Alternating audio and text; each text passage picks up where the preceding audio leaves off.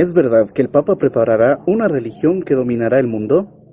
Hoy en día las redes sociales se encuentran saturadas de información, situación que vuelve complejo el analizar y sobre todo el corroborar la veracidad de la información que nos llega día a día.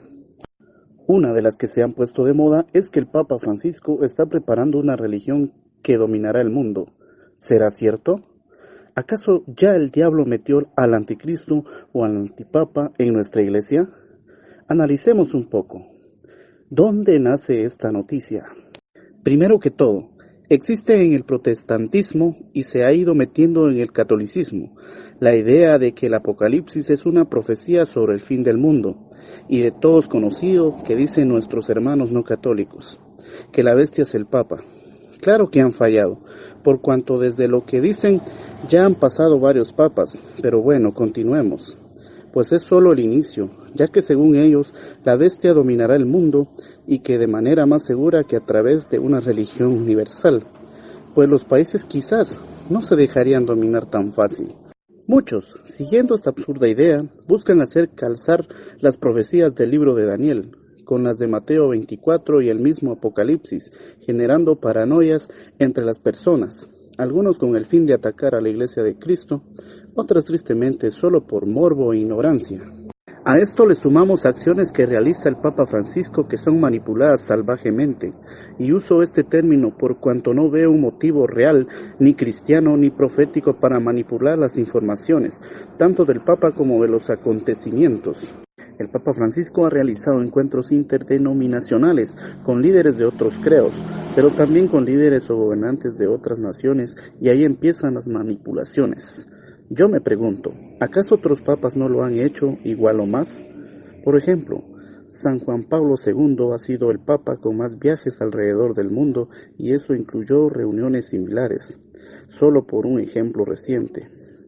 Igual o más duro lo que vivió Pío VII durante la Segunda Guerra Mundial, donde por lograr lo mejor para la comunidad, en especial para los judíos, se ganó fama de fascista, aunque la historia nos demostró que no es así.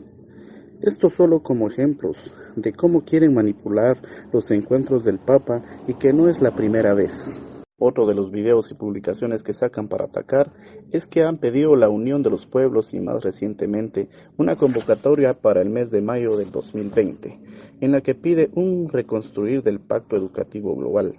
Esto es, que a nivel mundial se establezcan políticas educativas que le permitan a los niños una formación capaz de hacerles hombres cultos, libres, capaces de lograr un mundo mejor para proteger nuestra casa común, nuestro planeta. Y esto viene en la carta encíclica Laudato Si, o sea, no es nada nuevo. Además invita a una solidaridad universal, un nuevo humanismo, donde se eduque para ser personas maduras, donde se respete la vida al ser humano en general y de ahí que también la naturaleza pueda ser rescatada ante los desastres que hemos vivido por el mal manejo de los recursos naturales. A quienes atacan a la Iglesia y al Papa se les olvida, empezando por ahí, que en el Génesis se nos da un mandato, Génesis capítulo 1, versículos 28 al 30, de administrar el mundo, y en eso hemos quedado debiendo, pues nos creímos que no importaba destruirlo. Otro de los querer de Dios con nosotros es aún más claro. Juan, capítulo 17, versículo 20. No ruego solo por estos, sino también por aquellos que por medio de su palabra creerán en mí. Versículo 21. Para que todos sean uno, como tú, Padre, en mí y yo en ti. Que ellos también sean uno en nosotros, para que el mundo crea que tú me has enviado. Versículo 22.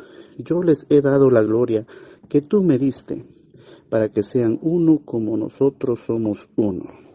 La unidad, y Jesús rogó por su iglesia, como dice, por aquellos que por medio de su palabra creerán en Cristo Jesús.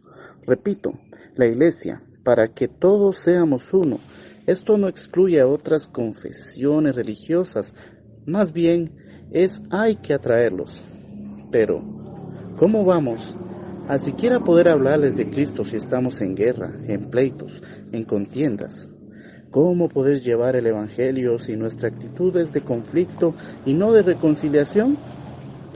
No podemos negar que el Evangelio se lleva por la palabra, pero si no hemos siquiera dado las condiciones para hablar, ¿de qué formas podremos evangelizar? Pensemos racionalmente. Si tú no conoces de Cristo y te llega una persona y te muestra una manera de vivir, de discordias, de discusiones, de falta de amor, de destrucción, y te dice que ese es Cristo, el que viene a redimirnos, ¿te convertirías acaso?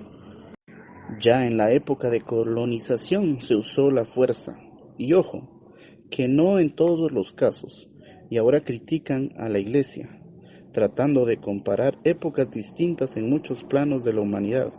Igual criticaron el accionar de la Iglesia, y hoy que buscamos la concordia, la tolerancia, vienen a seguir criticando y buscando mitos para justificar sus ataques.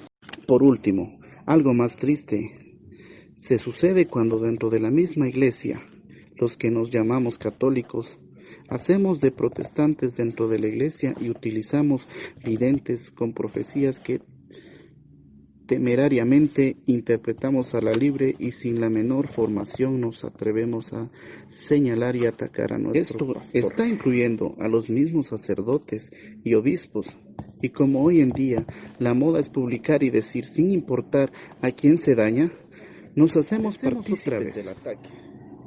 ¿Quién dirigirá a la nueva Iglesia? ¿Tendrá el Papa tanta fuerza para lograr un objetivo tan descabellado? Porque agregaremos que el catolicismo es apenas un 20% de la población mundial. ¿Por qué las demás religiones aceptarían tan fácil a una que no es la mayor? Quiero finalmente dejar algunas reflexiones rápidas con la palabra de Dios. Mateo, capítulo 24, versículo 36. Mas de aquel día y hora nadie sabe nada, ni los ángeles de los cielos, ni el Hijo, sino solo el Padre. Si creemos en su palabra, no adelantaremos hechos. Mateo 24, versículo 14. Se proclamará esta buena nueva del reino del mundo entero, para dar testimonio a todas las naciones, y entonces vendrá el fin. Somos el 20%, decía antes. ¿Cuánto faltará para predicarse en el resto del mundo? Juan 16, versículo 13. Cuando venga Él, el Espíritu de la verdad, os guiará hasta la verdad completa, pues no hablará por su cuenta, sino que hablará lo que oiga, y os anunciará lo que ha de venir. Esta promesa es tan hermosa porque se combina con la siguiente, pero es claro que es el Espíritu Santo quien ha designado al Papa. Por tanto, no puedo creer que el Papa atente contra la Iglesia de Cristo. Puede equivocarse, sí, pero no estará en contra de su Iglesia. Mateo 28, versículo 19. Id pues y haced discípulos a todas las gentes, bautizándolas en el nombre del Padre y del Hijo y del Espíritu Santo. Versículo 20, y enseñándoles a guardar todo lo que yo os he mandado. Y he aquí, yo estoy con vosotros todos los días hasta el fin del mundo. ¿Por qué debo negar tan grandiosa promesa del mismo Jesús? Paz y bien, hermanos.